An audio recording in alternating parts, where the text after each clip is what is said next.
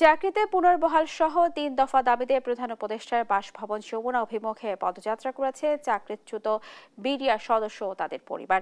তবে কাকরাইল মোড়ে পুলিশের বাধার মুখে পড়েন আন্দোলনকারীরা। তাদের ছত্রভঙ্গ করতে জলকামান, টিয়ার গ্যাস ও সাউন্ড গ্রেনেড নিক্ষেপ করে তারা। এর আগে আওয়ামী লীগের শাসনামলে বিশেষত পিলখানা হত্যাকাণ্ডের পর চাকরিচ্যুত বিডিআর সদস্যরা তাদের চাকরিতে পুনর্বহালের পাশাপাশি রাষ্ট্রীয় সুযোগ সুবিধা নিশ্চিত সহ ৩ দফা দাবি আদায়ের বেলা ১১টার দিকে যমুনার দিকে রওনা দেন তারা। এ সময় রমনা জোনের উপর পুলিশ কমিশনার জানান, পুনরায় যানজট সৃষ্টি করে অবস্থান নেওয়ার সুযোগ করেই এ সময় বেশ কয়েকজনকে আটক করা হয়।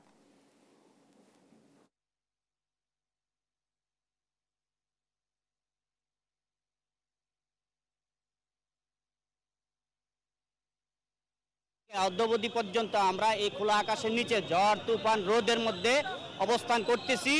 বারবার অনুরোধ করার পরে পরে আপনারা দেখছেন 10 মিনিট সময়ও দিয়েছি যে ঠিক আছে 10 মিনিট সময় দিলাম, এর মধ্যে না গেলে কিন্তু আমরা অবৈধ জনতা ঘোষণা করব।